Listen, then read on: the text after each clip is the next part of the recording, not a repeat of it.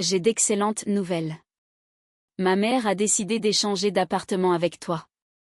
Ainsi, nous lui donnerons ton grande pièce au centre de Paris, et nous déménagerons dans son petit studio en banlieue, a déclaré mon mari, tout en laissant entrer les déménageurs dans mon appartement. En entendant ma réponse, tout le monde est resté bouche bée, même les déménageurs. Avant de commencer, je vous invite à aimer cette vidéo, et à vous abonner à la chaîne. Merci, et bonne écoute. Valentine se tenait à la fenêtre, dans son appartement de 2 pièces sur la rue de Rivoli. Elle regardait Pierre, le gardien de l'immeuble, balayer pour la 4e fois de la matinée, un trottoir déjà parfaitement propre. L'homme cherchait visiblement quelque chose, jetant des regards réguliers, vers l'entrée de son immeuble. À 38 ans, Valentine avait appris à remarquer ces petits détails, que les autres ignoraient.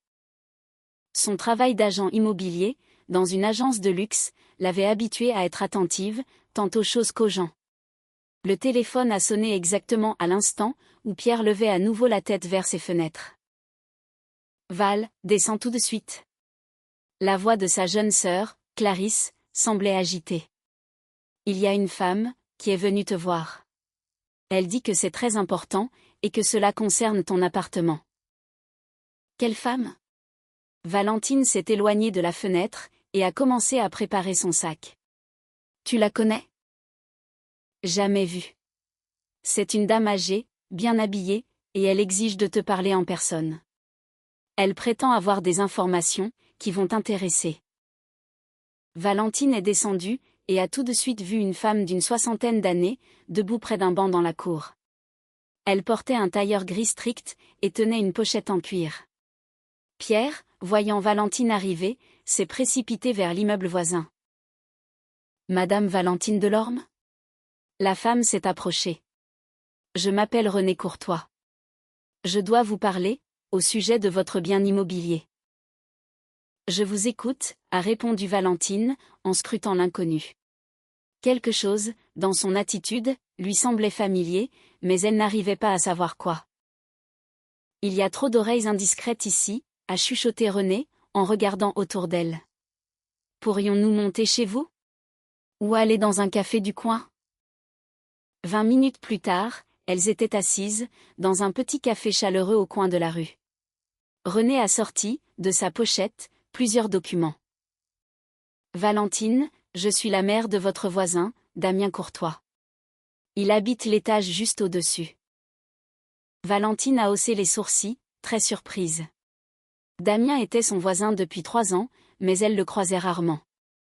C'était un homme grand, athlétique, d'environ 35 ans.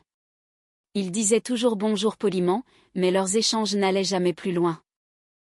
Il travaillait dans l'informatique, et partait souvent en voyage d'affaires. « Je ne comprends pas. Quel est le rapport, entre votre fils et mon appartement ? » Le fait, a repris René en buvant une gorgée de café, que Damien cherche, depuis 6 mois, à acheter un appartement dans votre immeuble. Et c'est précisément le vôtre, qu'il veut. Mon appartement n'est pas à vendre. Pas pour le moment, a corrigé la femme. Mais je sais que votre mari, Hugo, traverse de graves difficultés financières ces derniers temps. Son entreprise de construction est au bord de la faillite. Valentine a senti son souffle se couper. Hugo, en effet, était d'une humeur noire ces derniers mois. Il recevait sans cesse des appels, et s'enfermait dans son bureau. Mais il ne lui avait jamais parlé, d'une quelconque faillite. D'où tenez-vous cette information ? J'ai mes propres sources, dans le milieu des affaires, a répondu René, de manière évasive. L'important est ailleurs. Damien est prêt à acheter votre appartement, à un prix bien supérieur au marché. Mais, il y a une condition. Laquelle ? La transaction doit être finalisée, d'ici la fin du mois prochain. Et c'est vous, personnellement, qui devez agir en tant que vendeuse, pas votre mari. Valentine s'est adossée à sa chaise. Ces informations lui tombaient dessus, comme un coup de massue. Vous me proposez de vendre l'appartement à votre fils, en le cachant à mon mari ? Je vous propose de penser à votre avenir, a déclaré René, d'un ton très ferme. Si l'entreprise de votre mari fait faillite, les créanciers pourront saisir tous vos biens, y compris cet appartement. De cette façon, vous aurez la possibilité de sauver votre capital. Il me faut du temps pour y réfléchir. Bien sûr, mais ne tardez pas trop. René lui a tendu une carte de visite. Damien part pour un long voyage d'affaires aux États-Unis, dans 3 semaines. Si vous acceptez la transaction, elle doit se faire avant son départ. Le soir même, Valentine était assise chez elle, repensant à cette étrange conversation. Hugo est rentré tard, l'air fatigué et irritable. Pendant le dîner, il est resté silencieux, vérifiant sans cesse son téléphone. « Hugo, est-ce que tout va bien, côté argent ?» a demandé Valentine, avec prudence. Son mari a brusquement levé les yeux vers elle. « Pourquoi cette question, tout à coup ? C'est juste que tu es très tendue, ces derniers temps. Peut-être pourrais-tu me dire, ce qui se passe ? Rien de spécial. Des problèmes de boulot habituels, a balbutié Hugo, en se levant de table. Ne te remplis pas la tête avec des bêtises. Le lendemain matin, Valentine a décidé de mener sa propre enquête. Elle a appelé une connaissance, travaillant dans la banque où Hugo gérait les comptes de son entreprise. Antoine, peux-tu me dire, sans entrer dans les détails, comment vont les affaires de l'entreprise de mon mari ? Antoine est resté silencieux. Val, pas par téléphone. Il vaut mieux qu'on se voit ce soir. La rencontre a eu lieu dans le même café, où elle avait parlé à René la veille. Antoine avait l'air profondément inquiet. Valentine, je te le dis en tant qu'amie. Les affaires d'Hugo vont très mal. Son entreprise doit aux banques près de 500 000 €. Depuis 3 mois, il ne rembourse plus ses crédits. La banque a déjà lancé une procédure de recouvrement. Donc, la faillite est inévitable. S'il ne trouve pas un gros investisseur rapidement, ou s'il ne vend pas un de ses biens personnels, oui. Et comme l'appartement est à vos deux noms, il pourrait être saisi par la justice. Valentine est rentrée chez elle, le cœur lourd. Il s'avérait que René avait raison. Mais pourquoi Hugo ne lui avait-il rien dit? Et surtout, comment la mère de son voisin était-elle au courant, avant elle-même? Le lendemain, elle a décidé de parler directement à Damien. Elle est montée à l'étage supérieur, et a sonné à sa porte. Damien a ouvert rapidement, comme s'il l'attendait. « Valentine, entrez, je vous en prie. » Il s'est effacé, pour la laisser passer. L'appartement était meublé avec goût, avec des meubles très coûteux. De véritables tableaux ornaient les murs, et les fenêtres offraient une vue magnifique, sur le centre de Paris. « C'est très beau chez vous », a noté Valentine. « Merci. Ma mère m'a dit qu'elle vous avait rencontré. Pardonnez son initiative. Elle a tendance à trop s'immiscer dans mes affaires. Damien, dites-moi franchement. Comment êtes-vous au courant des problèmes de mon mari ? » Damien s'est approché de la fenêtre, et est resté silencieux pendant quelques secondes. Valentine, je ne travaille pas dans l'informatique. Je fais du conseil financier, et de la gestion de crise. L'entreprise de votre mari est l'un des dossiers que nous surveillons. Donc, vous nous espionniez délibérément ? Pas vous personnellement, mais les affaires d'Hugo. Quand j'ai su que nous étions voisins, j'ai décidé de vous proposer une porte de sortie, face à cette situation complexe. Et quel est votre intérêt, dans tout cela ? Je veux vraiment acheter votre appartement, mais pas pour moi. Damien s'est tourné vers elle. J'ai une fiancée, Camille. Nous prévoyons de nous marier, après mon retour des États-Unis. Cet appartement devrait devenir notre petit nid d'amour. Pourquoi précisément le mien ? La disposition est idéale, il est bien rénové, avec une vue superbe. Et puis, il a souri, c'est agréable de savoir qu'on achète un logement à des gens honnêtes. Valentine a réfléchi. L'offre était très tentante, surtout vu les problèmes financiers d'Hugo. Mais, quelque chose la dérangeait profondément. Et votre mère, comment connaît-elle les affaires de mon mari ? Ma mère travaille au centre des impôts. Les informations sur les dettes des entreprises passent par son service. Cette explication a semblé logique, pour Valentine. Elle a salué Damien, et est redescendue chez elle, pour faire le point. Le soir, pendant le dîner, elle a décidé de parler ouvertement à Hugo. Hugo, je suis au courant pour les problèmes de ta boîte. Son mari s'est figé, la fourchette en l'air. Par qui? Peu importe par qui. Ce qui compte, c'est que tu ne me fais pas confiance. En tant que couple, nous devrions régler les problèmes ensemble. Hugo a posé sa fourchette et a soupiré lourdement. Val, je ne voulais pas t'inquiéter. Je pensais pouvoir m'en sortir seule. À quel point est-ce grave? Très grave. Si je ne trouve pas l'argent pour rembourser les dettes d'ici un mois, la banque lancera la faillite. Et cela signifie qu'ils peuvent faire saisir notre appartement. J'ai une proposition. Valentine lui a raconté sa rencontre avec René et sa discussion avec Damien. Hugo l'a écouté, dans un silence de plomb. Combien propose-t-il? 20% de plus que le prix du marché. Ça pourrait nous sauver, a admis Hugo. Mais je n'aime pas le fait que cet homme en sache plus sur nos problèmes que tu n'en savais jusqu'à hier. Il m'a expliqué qu'il travaille dans la gestion de crise. C'est quand même bizarre. C'est une coïncidence beaucoup trop parfaite.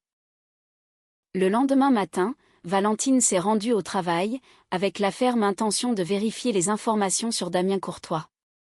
Dans son agence immobilière, elle avait accès à diverses bases de données, et elle a décidé d'utiliser ses outils professionnels. Les résultats de sa recherche l'ont totalement choquée. Damien travaillait bien dans la finance, mais pas dans la gestion de crise. Il était employé par une grosse agence de recouvrement, spécialisée dans la saisie des dettes difficiles. Quant à sa mère, Renée, elle n'avait jamais travaillé aux impôts. Elle était simplement femme au foyer. Valentine a senti un frisson lui parcourir le dos. Il s'avérait que Damien et sa mère lui avaient menti effrontément. Mais pourquoi? Et d'où tenaient-ils les informations sur les dettes d'Hugo? Elle a décidé de creuser davantage et a fait appel à un détective privé de sa connaissance. Patrice, j'ai besoin que tu vérifies quelqu'un pour moi. Vite et en profondeur. Qu'est-ce qui t'intéresse exactement? Tout. Son travail, ses relations, sa situation financière. Et surtout, comment il peut avoir des informations sur la faillite de l'entreprise de construction appartenant à mon mari. Patrice a promis des résultats pour la fin de la journée. Le soir même, le détective a envoyé un rapport détaillé à Valentine. Ce qu'elle y a lu l'a glacé d'effroi. Damien travaillait bien dans une agence de recouvrement, mais pas comme simple employé. Il en était l'un des directeurs, et se spécialisait dans le rachat d'actifs à problème, à des prix dérisoires. En clair, son entreprise rachetait pour une bouchée de pain, les biens immobiliers de personnes en difficulté financière. Mais le plus intéressant, était ailleurs. L'entreprise d'Hugo ne devait pas de l'argent qu'aux banques.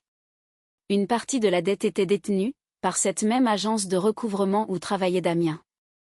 Et cette dette n'était pas arrivée là par hasard. Les agents de recouvrement avaient racheté une partie des créances bancaires d'Hugo, avec une énorme remise. Ainsi, Damien n'était pas juste un voisin, désirant acheter un appartement. Il était le représentant de l'un des créanciers de son mari, qui essayait de s'emparer de leur logement, par la tromperie la plus totale. Valentine est rentrée chez elle, dans un état proche du choc. Hugo n'était pas encore rentré du travail, et elle a décidé de tirer tout cela au clair, par elle-même. Elle est montée chez Damien, et a sonné à la porte. Cette fois, c'est une jeune femme inconnue qui a ouvert. Elle était belle, et n'avait visiblement pas plus de 25 ans. Damien est là, a demandé Valentine. Il prend sa douche. Et vous êtes? La voisine du dessous. Valentine. Ah, c'est donc vous? La jeune femme a souri. Damien m'a beaucoup parlé de vous. Je suis Camille, sa fiancée. Entrez, il va bientôt sortir. Valentine est entrée dans le salon, et a regardé autour d'elle. Sur la table basse, se trouvaient des documents. Son regard a été attiré par un nom familier, celui de l'entreprise de son mari. Valentine? Damien est sorti de la salle de bain, en s'essuyant les cheveux avec une serviette. Qu'est-ce qui vous amène? Je voulais discuter des détails de la transaction, a répondu Valentine, en essayant de garder un calme olympien. Mais je vois que vous êtes occupé. Quelle transaction? S'est étonnée Camille. Damien, tu ne m'as rien dit. Damien a jeté un regard d'avertissement à sa fiancée. Camille, ce sont des affaires professionnelles. Ce n'est pas très intéressant. Au contraire, c'est très intéressant, a rétorqué Valentine, surtout quand on sait que vous travaillez dans l'agence de recouvrement, qui est le principal créancier de mon mari. Le visage de Damien s'est métamorphosé. Son sourire a disparu, et il a pris une expression dure et très calculatrice. Je ne vois pas de quoi vous parlez. Vous comprenez très bien. La question est autre. Pourquoi avez-vous décidé de me mentir? Pourquoi ne pas avoir dit tout de suite que vous représentiez les créanciers? Parce que les gens n'aiment pas avoir affaire aux agents de recouvrement, a répondu Damien, d'un ton glacial. Et moi, j'avais besoin de votre appartement. Pourquoi précisément le mien? Parce qu'il correspond parfaitement à mes objectifs. Et parce que votre mari le perdra de toute façon, d'ici un mois ou deux, quand la procédure de faillite commencera. Je vous ai simplement proposé des conditions avantageuses. Avantageuses pour qui? Pour tout le monde. Vous obtenez de l'argent, et vous évitez la désagréable procédure de saisie. Moi, j'obtiens l'appartement. Votre mari rembourse une partie de ses dettes. Valentine a compris qu'il ne servait à rien de continuer cette discussion. Damien avouait ouvertement qu'il avait prévu de l'escroquer. Je vois. Alors, au revoir. Valentine l'a interpellé Damien, alors qu'elle se dirigeait déjà vers la porte. Ne prenez pas de décision hâtive. Mon offre tient toujours. Et c'est vraiment la meilleure solution, pour vous. On verra ça, a lancé Valentine, par-dessus son épaule. Chez elle, Hugo l'attendait. Il était assis dans la cuisine, et semblait encore plus sombre que d'habitude. Val, il faut qu'on parle sérieusement, a-t-il dit, lorsqu'elle est entrée. De quoi? Aujourd'hui, des représentants de l'agence de recouvrement sont venus me voir. Il s'avère que les banques ont vendu une partie de mes dettes à ces types. Et maintenant, ils exigent un paiement immédiat. Quelle somme? 80 000 €. D'ici la fin du mois. Valentine s'est laissée tomber sur une chaise. 80 000 €, c'était une part énorme de la valeur de leurs biens. Et qu'est-ce qu'ils proposent? C'est ça qui est étrange, Hugo a secoué la tête. Ils ont dit qu'ils étaient prêts à accepter notre appartement au prix du marché, pour rembourser la dette. Donc, tu donnes notre appartement, en échange d'une simple dette? Je n'ai pas vraiment le choix. Si je refuse, ils iront au tribunal, et ils prendront l'appartement quand même, mais via une procédure de saisie. Comme ça, au moins une partie de la dette sera couverte, et je pourrai négocier avec les autres créanciers. Valentine a raconté à son mari sa conversation avec Damien et ce qu'elle avait découvert. Ça veut dire qu'ils nous prennent en tenaille, a constaté Hugo, avec fatalisme. D'un côté, ils proposent d'acheter l'appartement, de l'autre, ils le réclament pour payer la dette. Et dans les deux cas, l'appartement leur revient. Oui. La seule question est de savoir si nous obtiendrons un peu d'argent, ou si nous nous retrouverons sans rien. Valentine s'est levée, et a fait les 100 pas dans la cuisine. Un plan commençait à germer, dans son esprit. Hugo, et si on les prenait de vitesse? Comment? On vend l'appartement à une tierce personne. Rapidement, avant qu'il n'ait le temps d'aller au tribunal. Mais qui achèterait un appartement, avec de telles complications, et à un prix suffisant pour payer toutes les dettes? Laisse-moi faire. J'ai une petite idée. Le lendemain matin, Valentine ne s'est pas rendue au travail, mais chez un ancien client, Olivier Thomas. Cet homme était un homme d'affaires connu, qui achetait souvent des biens immobiliers dans le centre de Paris, pour les revendre ou les louer. Olivier, j'ai une proposition qui va vous intéresser. Je vous écoute attentivement. Un beau 2 pièces rue de Rivoli, entièrement rénové. Une vue magnifique. Le propriétaire est prêt à vendre, à 20% en dessous du prix du marché. Où est le piège? Il faut conclure la transaction très rapidement. En moins d'une semaine. Olivier a réfléchi un instant. Si l'appartement est vraiment comme vous le décrivez, cela me convient. Quand peut-on visiter? Ce soir. Le soir même, Olivier a visité l'appartement, et a accepté la transaction. Valentine a ressenti un immense soulagement. Au moins, ils avaient maintenant un véritable acheteur. Mais lorsqu'elle est rentrée chez elle, une très mauvaise surprise l'attendait.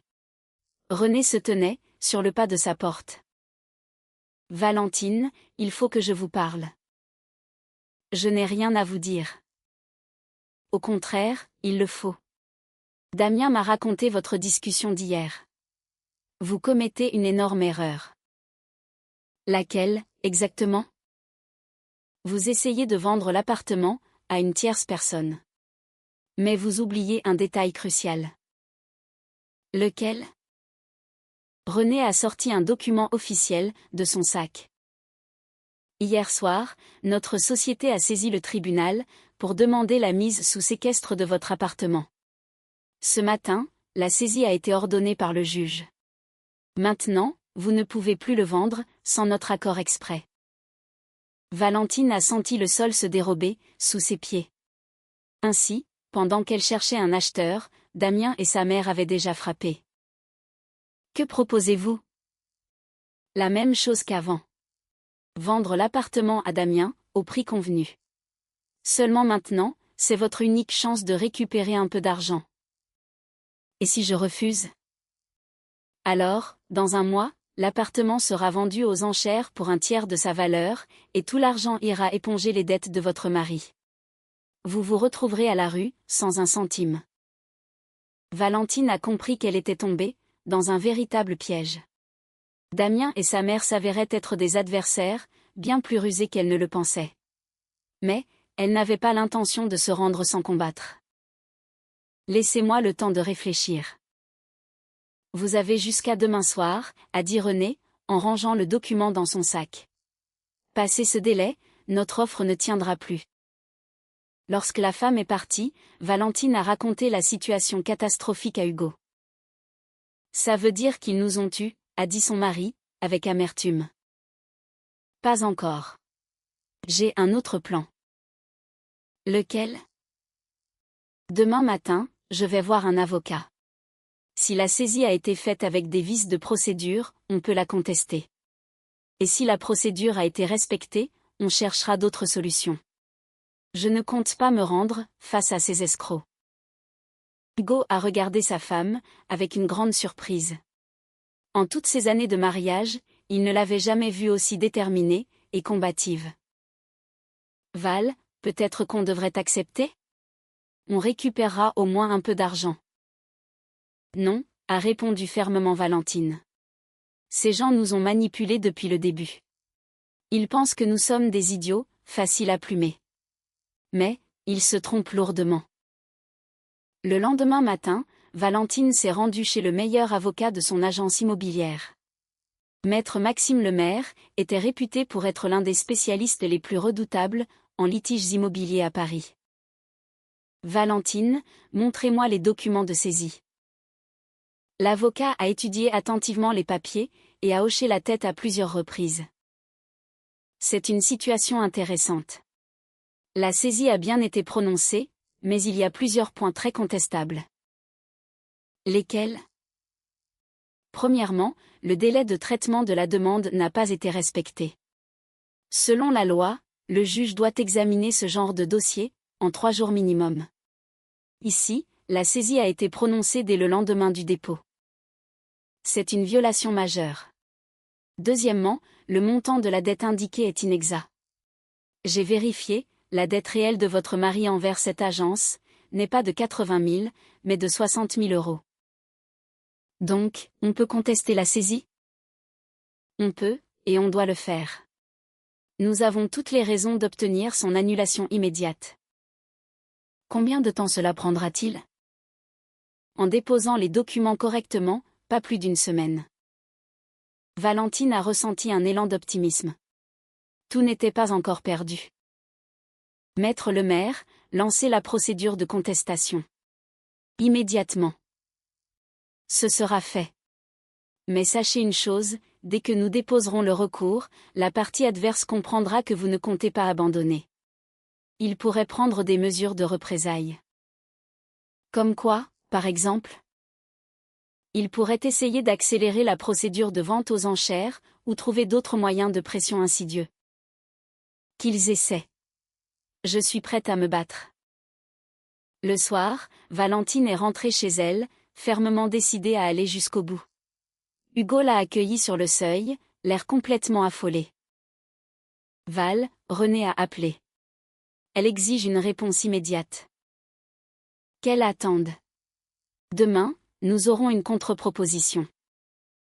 Laquelle? Tu verras. Le lendemain, l'avocat a déposé le recours contre la saisie de l'appartement. De son côté, Valentine a décidé de frapper la première. Elle a rédigé une plainte au procureur de la République, concernant les pratiques frauduleuses de l'agence de recouvrement, accusant l'entreprise d'avoir utilisé de fausses informations, pour obtenir l'ordonnance de saisie. Le soir, alors qu'elle rentrait du travail, elle a été interceptée par Damien. Il l'attendait près de l'entrée de l'immeuble, et n'avait plus du tout l'air amical. Valentine, vous commettez une très grave erreur. Laquelle, exactement? Vous essayez de vous battre contre des gens, qui sont bien plus forts que vous. Notre société est sur le marché parisien, depuis 15 ans. Nous avons des relations dans les tribunaux, au parquet, partout où c'est nécessaire. C'est une menace? C'est un simple avertissement. Si vous n'acceptez pas notre accord de votre plein gré, nous trouverons d'autres moyens d'obtenir cet appartement. Et ça ne vous plaira pas du tout. Valentine l'a regardé, d'un air de défi. Damien, vous oubliez une chose. Je travaille dans l'immobilier, depuis 12 ans. Et pendant tout ce temps, j'ai appris à cerner les gens. Des types comme vous, j'en ai vu des dizaines. Vous croyez tous pouvoir intimider les honnêtes gens, mais parfois, vous tombez sur un os. On verra bien, qui de nous deux se trompe, a craché Damien, avant de partir. En haut, une autre mauvaise surprise attendait Valentine. Un mot était accroché, à la porte de son appartement, Valentine, contactez-moi d'urgence. René. En bas, un numéro de téléphone était inscrit. Valentine a appelé immédiatement. Valentine, la voix de René résonnait, triomphante. J'ai de grandes nouvelles pour vous. Aujourd'hui, votre mari a été arrêté par la brigade financière, pour suspicion de fraude fiscale. Quoi? Il s'avère que de graves irrégularités ont été découvertes dans les documents de son entreprise. Demain, il pourrait être placé en détention provisoire, à moins bien sûr, que quelqu'un ne paie sa caution. Combien? 50 000 €. Valentine a senti sa tête tourner. 50 000 €, c'était une part énorme de leurs économies. Et que proposez-vous? Nous sommes prêts à payer la caution de votre mari, en échange de votre appartement, au prix dont nous avions discuté précédemment. Et si je refuse? Alors, Hugo ira directement en prison, et l'appartement sera quand même vendu aux enchères, pour rembourser ses dettes. Valentine a compris que ses adversaires jouaient une partie mortelle. Ils ne voulaient pas seulement son appartement, ils étaient prêts à détruire sa famille. Où est mon mari, en ce moment? En cellule de garde à vue. Mais vous pourrez le voir, si vous acceptez notre marché. Donnez-moi l'adresse. 1 heure plus tard, Valentine se tenait devant le commissariat. Hugo avait l'air abattu, et totalement perdu. Val, on m'a piégé, a-t-il dit, à travers la vitre du parloir. Des documents que je n'ai jamais signés, sont apparus dans les dossiers de l'entreprise. Quelqu'un a imité ma signature à la perfection. Je ne sais pas qui a pu faire ça. Mais je soupçonne que c'est lié à nos créanciers. Ils veulent récupérer l'appartement, à n'importe quel prix. René propose de payer ta caution. En échange de quoi? De l'appartement? Hugo a caché son visage, dans ses mains. Val, je ne peux pas te demander de faire ça. Cet appartement, c'est tout ce qu'on a. Et toi, tu es tout ce que j'ai, a répondu doucement Valentine. Sans toi, je n'ai pas besoin de cet appartement. Mais qu'allons-nous faire ensuite? Où allons-nous vivre? On trouvera bien quelque chose. L'important, c'est de te sortir de là au plus vite. Hugo a regardé sa femme, avec une profonde gratitude. Je ne mérite vraiment pas une femme comme toi. Bien sûr que si. On va s'en sortir ensemble, je te le promets. Valentine est sortie du commissariat, avec une résolution de fer. Mais avant d'accepter l'accord de René, elle voulait tenter une toute dernière option.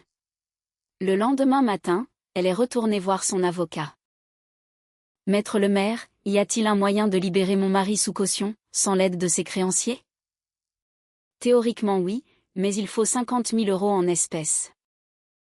Et si on hypothèque l'appartement à la banque?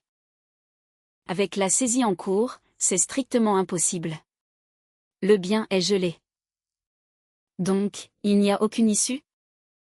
Attendez. L'avocat a réfléchi intensément. Et si nous essayons de prouver que la saisie de l'appartement a été obtenue de manière frauduleuse? Si le juge annule la saisie, l'appartement sera de nouveau libre pour une hypothèque. Combien de temps cela prendrait-il? En procédure d'urgence, 3 ou 4 jours. Et peuvent-ils garder mon mari en détention, pendant tout ce temps? La durée maximale d'une garde à vue avant inculpation est de 72 heures. Soit exactement 3 jours. Valentine a calculé rapidement, dans sa tête. Le temps leur était cruellement compté. Maître le maire, lancez la procédure immédiatement, et essayez de l'accélérer par tous les moyens légaux. Je ferai de mon mieux, mais ce n'est pas sûr qu'on y arrive à temps. Il le faut, c'est notre seule chance. Les 3 jours suivants ont été un véritable enfer, pour Valentine. Elle courait entre le tribunal, le parquet et le commissariat, essayant d'accélérer la libération de son mari. L'avocat a travaillé jour et nuit, déposant plainte et requête en urgence. Le 3e jour, en fin d'après-midi, la décision du tribunal annulant la saisie de l'appartement est enfin tombée. Le motif retenu était le vice de procédure flagrant et la transmission de fausses informations sur le montant de la dette. Valentine s'est précipitée à la banque, avec le document officiel. Il lui restait moins de 24 heures. Le lendemain soir, Hugo devait être soit libéré, soit officiellement inculpé. À la banque, l'accueil a été glacial. Madame, la mise en place d'une hypothèque prendra au moins 2 jours ouvrés. Ce n'est pas possible de faire plus vite? Même en payant un supplément, pour l'urgence? Même ainsi, ce ne sera jamais fait en moins de 24 heures. Valentine est sortie de la banque, totalement désespérée. Ils avaient échoué, à quelques heures près. De retour chez elle, elle a reçu un nouvel appel de René. Valentine, le temps presse. Demain soir, votre mari sera officiellement placé en détention provisoire, et il ne sera plus question de caution. Il vous reste une dernière chance de le sauver. Laquelle? Signez le contrat de vente de l'appartement, ce soir même. Ainsi, demain matin, nous paierons la caution et nous ferons libérer Hugo. Valentine savait qu'elle était prise au piège, mais elle n'avait définitivement plus le choix. D'accord. Où et quand? Ce soir, à 22 heures. Chez notre notaire. À 22 heures, Valentine était assise dans l'étude notariale, signant les documents pour la vente de son appartement. Damien affichait un air triomphant, et René ne cachait pas sa satisfaction arrogante. Valentine, vous avez pris une très sage décision, a-t-elle déclaré, une fois la transaction conclue. Demain matin, votre mari sera enfin libre. Et l'argent de la vente? Les fonds seront virés sur votre compte demain, juste après la libération d'Hugo. Donc, il sort d'abord, et ensuite nous recevons l'argent? Exactement, c'est la procédure. Valentine a hoché la tête. Elle n'avait de toute façon pas d'autre option viable. Le lendemain matin, Hugo a effectivement été libéré, et l'argent est arrivé sur le compte de Valentine, vers midi. Le montant était exactement celui promis, 20% au-dessus de la valeur marchande de l'appartement. Et maintenant, a demandé Hugo, lorsqu'ils se sont retrouvés. Maintenant, on cherche un nouveau logement, et on repart à zéro. Val, pardonne-moi. À cause de mes dettes stupides, tu as perdu ton appartement. Je ne l'ai pas perdu, je l'ai vendu à un très bon prix. Et le plus important dans tout ça, c'est que tu sois libre. Hugo a serré sa femme dans ses bras. Que ferais-je sans toi? Je ne sais pas. Mais ce n'est plus important. Nous sommes ensemble. Nous avons de l'argent, pour un nouveau départ. Ça nous suffit amplement, pour le moment. Mais Valentine ne se doutait pas que leur histoire avec Damien et René était loin d'être terminée, et que les épreuves les plus dures étaient encore à venir. 2 semaines après la vente de l'appartement, Valentine a compris que quelque chose n'allait pas du tout. L'argent était bien arrivé sur son compte, mais lorsqu'elle a essayé de le retirer pour acheter un nouveau logement, la banque l'a informée que les fonds étaient bloqués. Sur décision de l'administration fiscale, a expliqué le conseiller bancaire. Les fonds sont gelés dans le cadre d'une enquête approfondie sur la légalité de leur provenance. Mais c'est l'argent de la vente de mon propre appartement. Nous en sommes informés, madame, mais il y a des soupçons selon lesquels la transaction aurait été fictive. Valentine est sortie de la banque, dans un état de choc absolu. Damien et sa mère l'avaient trompée par 2 fois, il l'avait d'abord forcée à vendre son appartement, et maintenant, il la privait de son argent. Chez elle, Hugo l'attendait avec un visage funèbre. Val, les agents du fisc sont passés nous voir. Ils réclament les documents concernant la vente de l'appartement. Que cherchent-ils exactement, cette fois? Ils veulent savoir pourquoi nous avons vendu l'appartement précisément à Damien Courtois, qui est le représentant de nos créanciers. Ils soupçonnent que la vente s'est faite sous la contrainte. Mais c'était le cas, bon sang. Oui, mais c'est très difficile à prouver maintenant. Formellement, tout a l'air parfaitement légal. Valentine s'est assise sur le canapé, tentant de rassembler ses esprits. La situation devenait plus que critique. Il n'avait plus d'appartement, plus d'argent, et les dettes d'Hugo n'avaient pas disparu par magie. Hugo, il faut qu'on trouve un moyen de récupérer l'argent, ou de faire annuler la vente de l'appartement. Mais comment? Damien a déjà enregistré le titre de propriété, et l'argent est gelé par l'État. Alors, on va chercher des dossiers compromettants sur eux. De quelle façon? J'ai une idée en tête. Le lendemain, Valentine a contacté une de ses vieilles connaissances, travaillant dans le service de sécurité d'une banque. Stéphane, j'ai besoin d'aide. À titre privé, et je paierai le prix qu'il faudra. De quoi s'agit-il exactement? Vérifier les opérations financières d'un homme. Un certain Damien Courtois. C'est illégal, Valentine. Et ce qu'il nous a fait, c'est légal, peut-être? Il nous a forcés à vendre notre appartement sous la menace de faire emprisonner mon mari, et maintenant, il a fait geler notre argent. Stéphane a réfléchi un moment. S'il est vraiment un escroc, ça change un peu la donne. Je peux jeter un œil à ses opérations, de manière officieuse. 3 jours plus tard, Stéphane lui a apporté les résultats de son enquête. Valentine, ton Damien est un personnage très intéressant. Rien que l'année dernière, il a acheté cet appartement dans le centre de Paris. Tous en utilisant exactement la même combine. Laquelle? Il repère des gens qui ont des problèmes financiers, il leur crée des difficultés supplémentaires via des sociétés écrans, puis il leur propose de racheter leurs biens immobiliers, à un prix totalement dérisoire. Donc, c'est son véritable gagne-pain? On dirait bien. Mais le plus intéressant, n'est pas là. Et c'est quoi, le plus intéressant? c'est que tous les appartements achetés sont immédiatement revendus à une seule et même société, Capital Investissement, à un prix 2 à 3 fois supérieur à ce qu'il a payé aux pauvres propriétaires. Qui possède cette société? Officiellement, une certaine Lydie Rousseau. Mais j'ai vérifié, c'est un simple prête-nom. Le véritable propriétaire est caché, derrière une complexe cascade de sociétés offshore. Valentine a senti qu'elle tenait une vraie piste. Tu peux découvrir qui se cache derrière ces sociétés offshore? C'est compliqué, mais c'est possible. Laisse-moi encore une petite semaine. Pendant que Stéphane continuait ses recherches, Valentine a décidé de mener sa propre enquête sur le terrain. Elle a commencé par rechercher les autres victimes de Damien. Grâce aux bases de données de son agence immobilière, elle a trouvé les adresses des 6 appartements que Damien avait achetés l'année passée. Valentine a décidé d'aller parler aux anciens propriétaires. Le premier appartement avait appartenu à une ancienne professeure, Nicole Valmont. La femme vivait désormais dans un appartement communautaire exigu en lointaine banlieue et paraissait très abattue par la vie. Moi aussi, j'ai été dupée, a-t-elle raconté avec tristesse.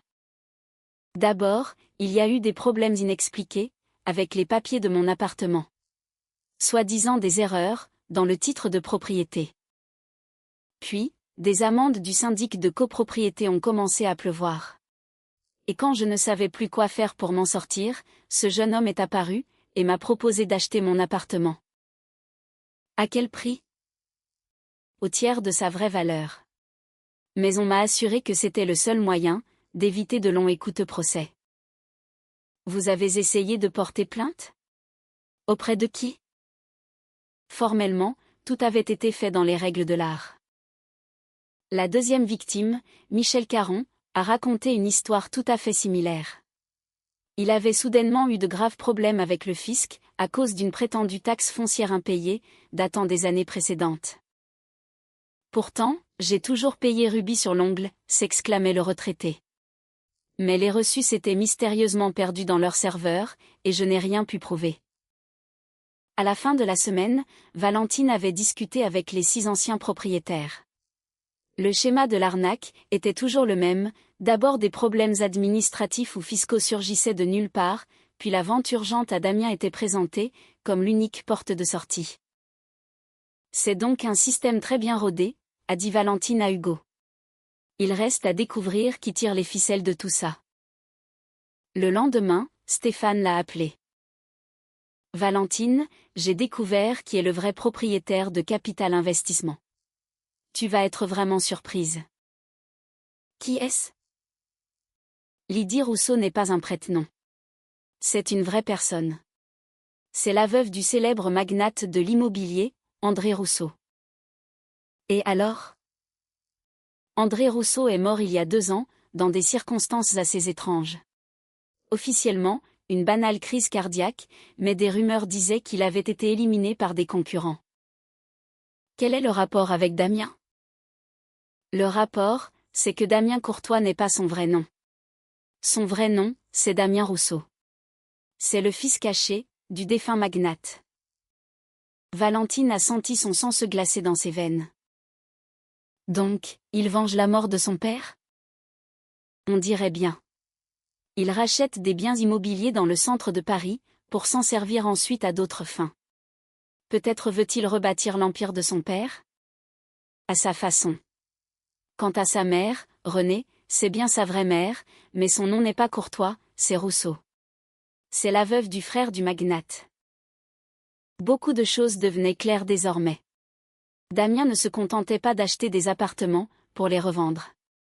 Il avait un plan beaucoup plus vaste et machiavélique. Stéphane, tu peux découvrir ce qu'il compte faire, avec tous ces appartements. Je vais essayer, mais ça prendra du temps. En attendant que Stéphane trouve autre chose, Valentine a décidé d'agir. Si Damien avait utilisé des méthodes illégales pour obtenir son appartement, cela signifiait que la vente pouvait être contestée en justice. Elle est retournée voir Maître Lemaire. Peut-on faire annuler une vente, si on prouve qu'elle a été réalisée sous la contrainte ou la menace? Théoriquement, oui. Mais il faut des preuves tangibles de cette fameuse contrainte. J'ai les témoignages des autres victimes de Damien. Elles racontent toutes exactement la même histoire. Ce n'est malheureusement pas suffisant. Il faut des preuves documentaires, montrant que les problèmes administratifs et fiscaux ont été créés artificiellement par ces soins. Et si je trouve ces preuves, que se passe-t-il? Dans ce cas, nous aurons une vraie chance de gagner. Valentine a décidé de jouer le tout pour le tout. Elle savait que dans l'appartement qui lui appartenait, Damien vivait désormais avec sa fiancée, Camille. Mais il était possible qu'il y ait laissé des documents compromettants, qui pourraient servir de preuve. Elle a décidé de tenter de parler à Camille. La jeune femme lui avait semblé plus douce et plus naïve que Damien. Valentine a attendu Camille, près de l'entrée de l'immeuble.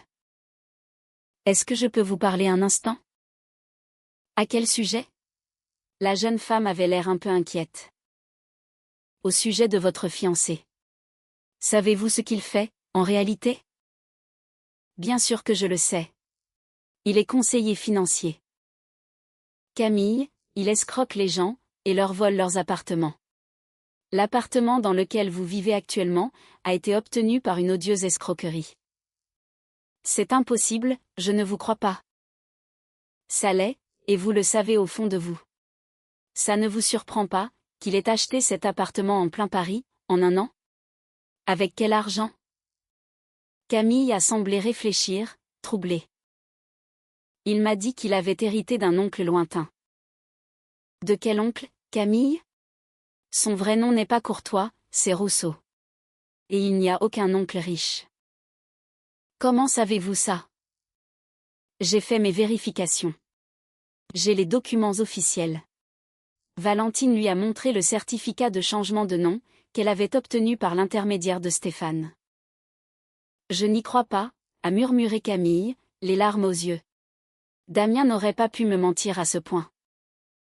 Camille, je sais que c'est très dur à entendre, mais réfléchissez par vous-même, que savez-vous vraiment de son passé, de sa famille, de son véritable travail ? La jeune fille est restée silencieuse, perdue dans ses pensées. Il ne m'a jamais donné de détails. Il disait qu'il n'aimait pas parler de son enfance difficile. Et les papiers de l'appartement, vous les avez vus ? Quels papiers ? Le titre de propriété ? L'acte de vente ?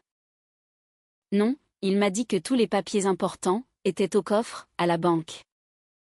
Camille, il doit bien y avoir des documents dans l'appartement, des lettres, des notes, n'importe quoi. Si vous m'aidez à les trouver, je pourrai prouver que Damien est un escroc.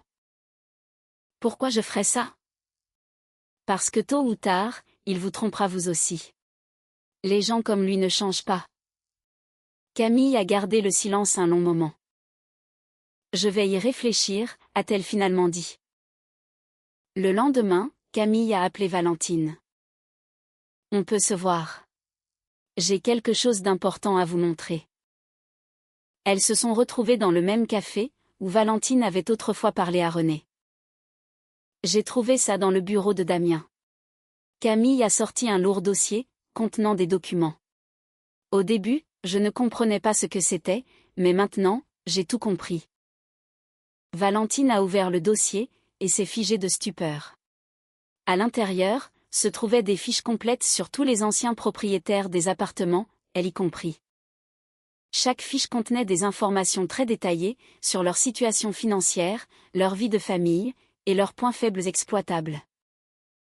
Il étudiait tout le monde à l'avance, a murmuré Valentine. Oui. Et il y a ça aussi. Camille lui a montré des enregistrements téléphoniques, sur une clé USB.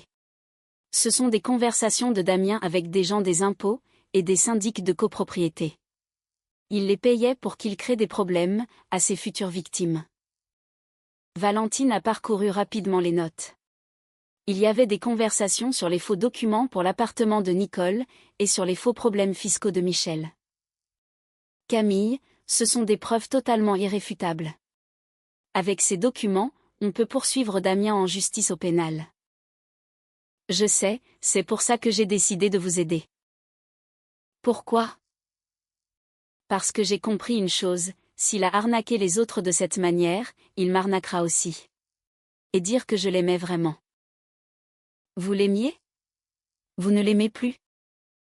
L'amour pour une ordure, ça passe très vite. Valentine a pris les documents, et les a apportés le jour même à son avocat. Maître Lemaire a examiné les papiers, et a laissé échapper un sifflement d'admiration. Valentine, avec des preuves pareilles, on peut non seulement récupérer votre appartement, mais aussi faire plonger ce type pour plusieurs années de prison. Combien de temps prendra la procédure? En agissant vite, 2 ou 3 mois maximum. Lancez-la, tout de suite. Le lendemain, l'avocat a déposé une requête pour faire annuler la vente, ainsi qu'une plainte au pénal auprès du procureur, contre Damien Rousseau.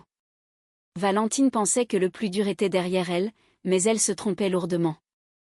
Une semaine après le dépôt des documents au tribunal, des inconnus se sont présentés chez elle. 3 hommes très costauds, en costume sombre. Madame Valentine Delorme? Oui, c'est moi.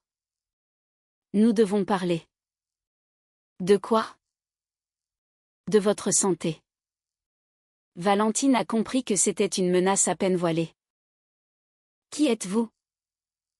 Des représentants des personnes concernées. Nous avons appris que vous tentiez de contester une vente immobilière, tout à fait légale. Cette vente a été réalisée, par le biais d'une escroquerie. Prouvez-le au tribunal. Mais n'oubliez pas que les procès durent parfois des années, et que pendant ce temps, il peut arriver des tas d'accidents fâcheux aux plaignants. Des accidents corporels, des problèmes au travail, ou des soucis pour leurs proches. L'un des hommes a sorti une photo d'Hugo, prise devant ses bureaux. Le métier de votre mari, par exemple, est très dangereux. La construction est un secteur à risque. Valentine a senti un froid glacial l'envahir. Qu'est-ce que vous proposez?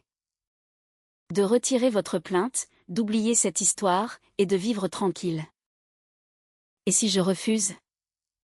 Alors, votre vie ne sera plus jamais tranquille. Les hommes sont partis, laissant Valentine en état de choc. Elle venait de comprendre qu'elle n'avait pas affaire à un simple escroc isolé, mais à un véritable réseau criminel. Le soir, elle a raconté cette visite terrifiante à Hugo. Val, peut-être qu'ils ont raison? Peut-être qu'on ne devrait pas prendre ce risque? Tu proposes de baisser les bras? Je propose de penser à notre sécurité. Nous n'avons pas d'enfants. On peut recommencer notre vie ailleurs, dans une autre ville. Et que diront les autres victimes de Damien? Nicole, qui vit dans une chambre de bonne minable. Michel, qui a vendu son appartement pour des clopinettes. On va les abandonner, eux aussi? Val, on ne peut pas sauver le monde entier. On peut essayer de se sauver nous-mêmes, et d'aider ceux qui ont été ruinés par ce salaud. Hugo a regardé sa femme, avec une profonde admiration. Soit tu es une femme incroyablement courageuse, soit tu es incroyablement folle. Non, courageuse. Et je serai là pour te soutenir. Le lendemain, Valentine est allée voir Maître Lemaire, et lui a raconté la visite des inconnus. C'est très sérieux, s'est renfrogné l'avocat. Ça veut dire qu'on a touché un point sensible. Qu'est-ce qu'on fait? On porte plainte à la police pour menace, et on accélère la procédure judiciaire. Peut-on l'accélérer, en trouvant des preuves supplémentaires? Oui. Lesquelles, exactement? Les aveux des complices de Damien. Ces gens des impôts et des syndics, qui l'aidaient à piéger ses victimes. Comment les retrouver? Nous avons les enregistrements téléphoniques. Grâce au numéro, on peut identifier ces personnes sans problème. Valentine a compris qu'elle entrait dans la phase décisive de son combat. Damien et ses hommes avaient prouvé qu'ils étaient prêts à tout pour protéger leur entreprise criminelle. Mais elle aussi, était prête à aller jusqu'au bout. Maître Lemaire, faites tout ce qui est nécessaire. Je ne reculerai pas d'un pouce. Quelques jours plus tard, l'avocat avait identifié 2 des complices de Damien, un agent du fisc, et le directeur d'un syndic de copropriété. Tous 2 avaient été grassement payés, pour créer des problèmes artificiels aux victimes de l'escroc. Valentine a décidé de leur parler en personne. Elle s'est d'abord rendue chez l'agent des impôts, Serge Morin. Monsieur Morin, je suis au courant de vos liens avec Damien Rousseau. Je ne vois pas de quoi vous parlez. J'ai des enregistrements audio de vos conversations. Vous avez créé, contre de l'argent, des problèmes fiscaux à des gens honnêtes. L'homme a pâli à vue d'œil. Qu'est-ce que vous voulez? Que je témoigne contre Rousseau? En échange de vos aveux, je ne demanderai pas de poursuite pénale contre vous. Et si je refuse? Alors, vous répondrez de vos actes devant la justice, corruption, abus de pouvoir, et escroquerie en bande organisée. Serge a gardé le silence pendant un long moment. Il me faut du temps pour réfléchir. Vous avez exactement 24 heures. Valentine a eu une conversation similaire, avec le directeur du syndic. Le résultat a été le même, terrifié par la perspective de poursuite pénale, l'homme a accepté de témoigner contre Damien. Une semaine plus tard, Maître Lemaire avait suffisamment de preuves pour envoyer l'affaire devant le tribunal. Damien Rousseau risquait une lourde peine de prison ferme, et toutes les ventes immobilières devaient être annulées. Mais c'est à ce moment précis qu'un événement inattendu a placé Valentine face au choix le plus difficile de sa vie.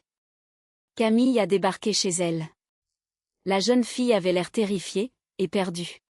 « Valentine, j'ai besoin de votre aide. » Que s'est-il passé? Damien a découvert que c'était moi qui vous avais donné les documents, et maintenant il me menace. Comment? Il dit que si je ne retire pas mon témoignage et que je ne déclare pas que j'ai menti, il m'arrivera un grave accident. Et vous le croyez? Après tout ce que j'ai découvert sur lui? Oui, je le crois. Il est capable de tout. Valentine a compris que la situation devenait intenable. Si Camille retirait son témoignage et abandonnait ses accusations, la moitié des preuves contre Damien s'effondrait comme un château de cartes. Camille, vous pouvez aller voir la police. J'y suis allée. Ils m'ont dit qu'une simple menace verbale n'était pas un délit suffisant. Et si je vous assure une protection? Laquelle? Je vous cache dans un endroit sûr, jusqu'à la fin du procès. Et après? Il ne s'arrêtera jamais.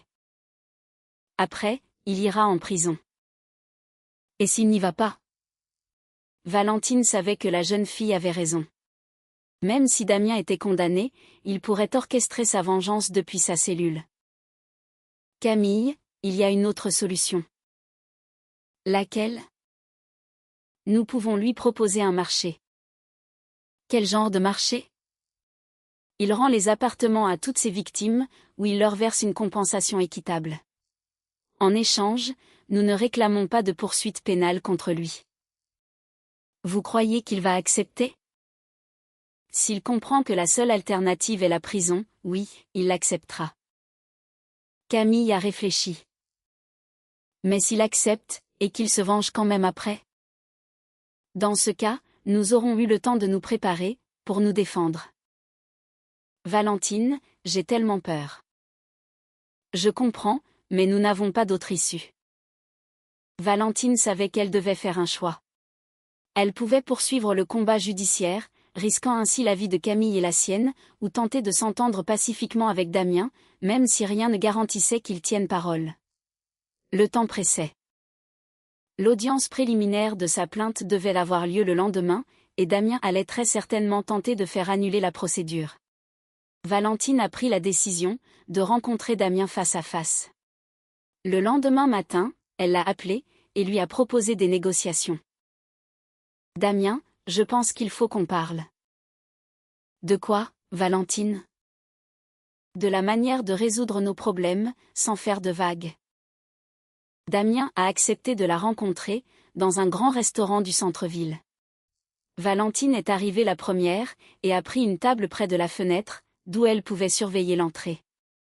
Damien est apparu 10 minutes plus tard.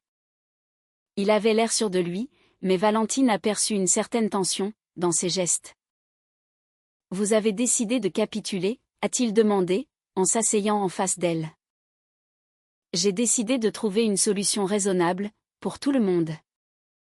Et quelle est-elle?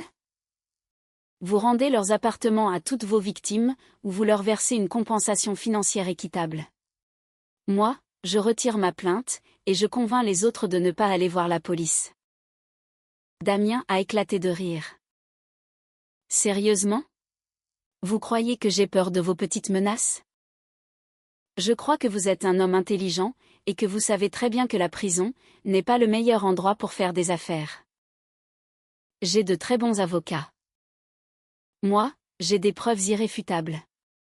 Les aveux de vos complices, des enregistrements audio, et les documents issus de vos propres archives secrètes. Le visage de Damien s'est assombri. Camille parle trop. Camille dit la vérité. Valentine, vous ne savez pas à qui vous avez affaire. Je ne suis pas un petit escroc de bas étage. J'ai des contacts solides, de grandes ressources. Et de très gros ennuis avec la justice. La loi peut être contournée, quand on sait s'y prendre. Pas toujours. Damien s'est adossé à sa chaise, et a fixé Valentine longuement. Bon, admettons que j'accepte vos conditions. Quelle garantie ai-je, que vous ne changerez pas d'avis? Aucune.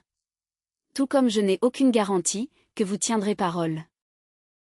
Alors, à quoi ça sert? À ce que chacun de nous ait le choix. Vous pouvez essayer de m'intimider ou de m'éliminer, mais dans ce cas, les documents que je possède iront directement chez le procureur. Ou bien, vous pouvez régler ce problème de manière civilisée. Vous pouvez poursuivre cette guerre devant les tribunaux, au péril de votre vie, ou accepter une offre raisonnable. Damien est resté silencieux un long moment. Il me faut du temps pour y réfléchir. Vous avez jusqu'à demain matin. Le lendemain, Damien a appelé, et a annoncé qu'il acceptait les conditions. Ils ont convenu de se retrouver chez le notaire, pour officialiser l'accord. Valentine s'y est rendue avec Hugo et Maître Lemaire. Damien est arrivé avec sa mère, et son propre avocat. Les deux parties ont passé 1h30 à régler les détails de l'accord. Selon les termes du contrat, Damien s'engageait, dans un délai d'1 mois, soit à restituer les appartements à leurs anciens propriétaires, soit à leur verser une compensation, égale à la valeur totale du marché. Valentine, de son côté, retirait toutes ses plaintes, et s'engageait à ne plus entreprendre d'action contre Damien à l'avenir. L'accord est signé, a déclaré le notaire. J'espère que toutes les parties respecteront scrupuleusement leurs engagements. Valentine est sortie de l'étude avec un immense soulagement. Il semblait que le pire était passé.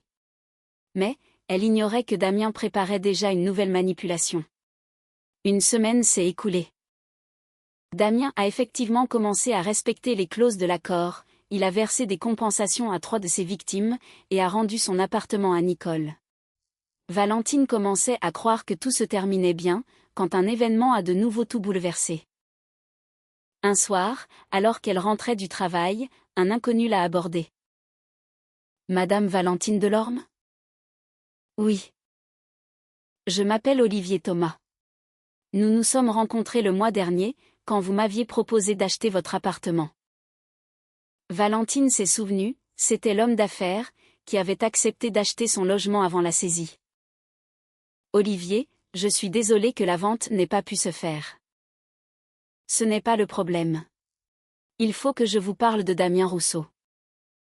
À quel sujet? Il m'a proposé d'acheter votre appartement, à un prix défiant toute concurrence. Valentine a senti un frisson glacial l'envahir. C'était quand? Ce matin. Il m'a dit que vous aviez accepté, de le lui revendre au tiers de sa valeur. C'est un mensonge. C'est bien ce que j'ai pensé, c'est pour ça que j'ai voulu vous prévenir. Olivier, merci de m'avoir prévenu. Valentine s'est précipitée chez elle, et a rapporté cette conversation à Hugo. Ça veut dire que Damien prépare une nouvelle arnaque, a déclaré son mari, l'air sombre. Mais comment? L'appartement lui appartient légalement. Ça veut dire qu'il compte nous forcer à le racheter d'une manière ou d'une autre, pour le revendre ensuite. Valentine a appelé Maître Lemaire, pour l'informer de la situation. Valentine, c'est un signal très inquiétant. Rousseau n'a visiblement pas l'intention de respecter l'accord jusqu'au bout. Que peut-il faire? Vous créez de nouveaux problèmes, pour vous forcer à lui demander son aide à nouveau. Mais je ne sais pas encore lesquels.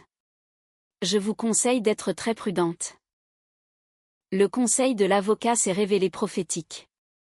Le lendemain, un contrôle du fisc a débarqué sur le lieu de travail de Valentine. Les inspecteurs ont affirmé qu'elle avait des irrégularités dans la déclaration de la vente de son appartement. Madame, vous avez déclaré un revenu de 1 900 000 euros, mais selon nos données, le véritable montant de la transaction était de 1 300 000 euros. D'où tenez-vous ces chiffres absurdes? Nous avons un témoin qui affirme qu'une partie de l'argent vous a été versée au noir. Qui est ce témoin? Un certain Damien Rousseau. Valentine a compris qu'elle était tombée dans un nouveau piège. Damien avait déclaré qu'une partie de l'argent avait été donnée en liquide dans une enveloppe, et maintenant, le fisc exigeait qu'elle paie des impôts sur cette somme, assortie d'une lourde amende. Mais c'est faux. Tout l'argent est passé par la banque. C'est à vous de le prouver. Et en attendant, nous gelons tous vos comptes bancaires. Le soir, Valentine a raconté ce nouveau coup dur à Hugo. Il nous a encore eu, à lâcher son mari. Il respecte l'accord sur le papier, tout en préparant une nouvelle attaque. Qu'est-ce qu'on fait? On se bat. On n'a pas le choix. Le lendemain, Valentine est retournée voir Maître le maire. Est-il possible de prouver que les déclarations de Damien sont fausses? C'est possible, mais cela prendra du temps. Et pendant ce temps, le fisc peut vous causer de très gros ennuis. Combien de temps? 2 ou 3 mois. Et si Damien invente encore autre chose d'ici là? Alors, on se battra contre ça aussi. Valentine a compris que la guerre ne faisait que commencer. Damien lui montrait qu'il n'allait pas reculer si facilement. 2 semaines ont passé. Damien continuait de respecter les termes officiels de l'accord, tout en créant de nouveaux ennuis à Valentine. Aux problèmes fiscaux, se sont ajoutées les plaintes du syndic de copropriété de leur immeuble actuel. Soi-disant, Valentine devait des charges impayées, datant de plusieurs années. Mais c'est absurde, répétait-elle au gestionnaire. Nous n'habitons ici que depuis 1 mois. Nous avons des documents prouvant que vous résidiez dans cet appartement, il y a 3 ans. Montrez-les-moi. Ils sont aux archives. Nous allons faire une demande de consultation. Valentine savait que c'était une nouvelle provocation de Damien, mais prouver le contraire devenait de plus en plus difficile. Puis, l'événement qui allait mettre un point final à leur affrontement, s'est produit. Un samedi matin, Valentine était chez elle en train de boire son café, quand on a sonné à la porte. Elle a ouvert, et a vu Hugo accompagné de 4 hommes en bleu de travail, qu'elle ne connaissait pas. J'ai d'excellentes nouvelles. Ma mère a décidé d'échanger d'appartement avec toi. Ainsi, nous lui donnerons ton grande pièce au centre de Paris, et nous déménagerons dans son petit studio en banlieue, a déclaré son mari, tout en laissant entrer les déménageurs dans l'appartement. En entendant sa réponse, tout le monde est resté bouche bée, même les déménageurs. Valentine est restée clouée sur place, comme frappée par la foudre. Derrière son mari, elle apercevait une silhouette familière, René, affichant un grand sourire satisfait. Hugo, tu es devenu complètement fou? Quelle mère? Quel échange? Val, ne fais pas de scène. Hugo fuyait son regard. René a proposé une excellente solution. On lui cède cet appartement, et nous, on déménage dans son studio, tout au bout de la ligne de métro. Pour combien d'argent? Sans argent. Un échange équitable. Valentine a enfin compris ce qui se passait.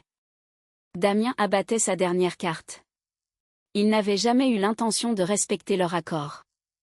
Au lieu de cela, il avait rallié Hugo à sa cause. Les gars, commençaient à emballer les affaires, a ordonné René aux déménageurs. Stop, a hurlé Valentine, le visage fermé. Personne n'emballe rien du tout. Val, ne sois pas si têtu, a tenté de la raisonner Hugo. René a raison. Ce n'est pas le moment de faire les difficiles. Il vaut mieux vivre dans un petit appartement que de se retrouver à la rue. Hugo, tu te rends compte que tu as été acheté? Personne ne m'a acheté. On m'a juste proposé une issue raisonnable. Combien t'ont-ils payé? Ils ne m'ont rien payé. C'est juste que... C'est juste que quoi? C'est juste que Damien m'a expliqué qu'on ne pourrait jamais gagner cette guerre. Ils ont trop de ressources. Comme ça, il nous reste au moins un toit sur la tête. Valentine a regardé son mari, avec un profond mépris. Hugo, tu es un traître. Je suis réaliste. Non, tu es un lâche, et un traître. René a décidé d'intervenir. Valentine, il est inutile de faire une crise de nerfs. Hugo a pris une décision réfléchie. Et moi, j'ai une contre-proposition, a lancé Valentine, d'un ton glacial. Laquelle, s'est étonné René. Votre fils peut me donner son studio, et moi, je ne lui donne rien du tout. Ça vaudra mieux pour tout le monde. Un silence de mort s'est installé. Les déménageurs se regardaient, sans comprendre ce qui se passait. René est resté la bouche ouverte, de stupeur. Hugo a blêmi. Val, qu'est-ce que tu racontes? Je dis ce que j'ai à dire. Je dis ce que je pense.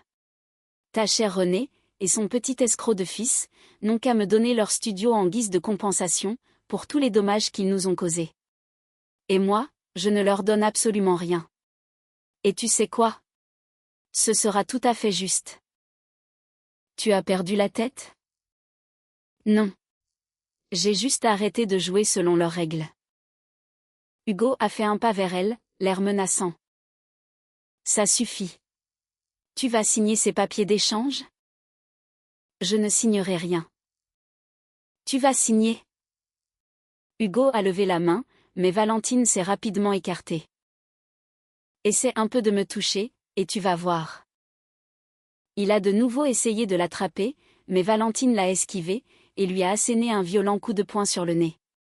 Hugo a hurlé de douleur, en se tenant le visage. Un filet de sang s'est mis à couler. Tu m'as cassé le nez?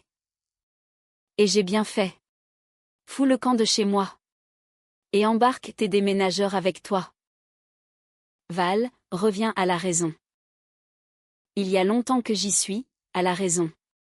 Dehors, tout le monde. Immédiatement. René a tenté de prononcer quelques mots, mais Valentine ne lui en a pas laissé le temps. Et vous aussi, dehors, vieille sorcière. Vous croyez pouvoir me berner si facilement?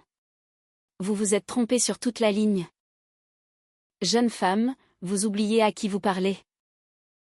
Non, c'est vous qui avez oublié. Vous et votre précieux petit chéri, vous n'êtes que de vulgaires escrocs.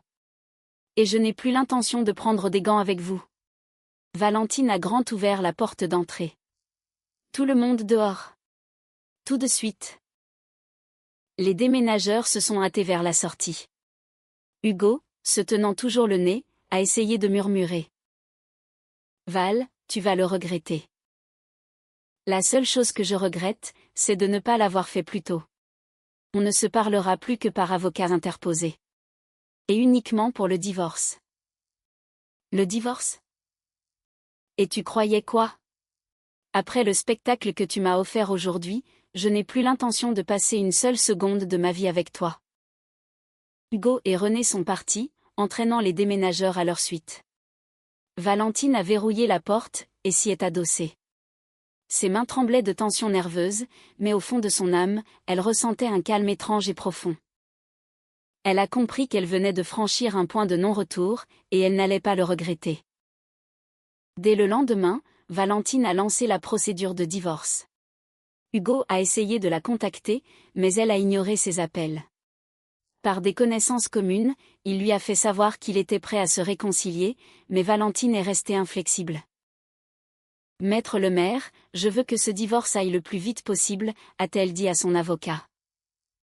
Et pour le partage des biens? Quel bien? L'appartement est vendu, l'argent est gelé. Qu'il prenne ses affaires personnelles, et c'est tout.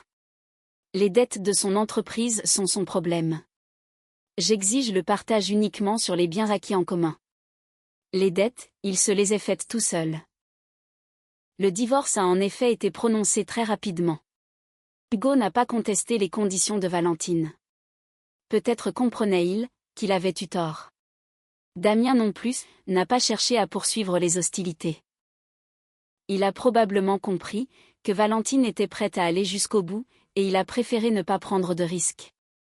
Il a rempli toutes les conditions de leur accord initial et a totalement disparu de sa vie.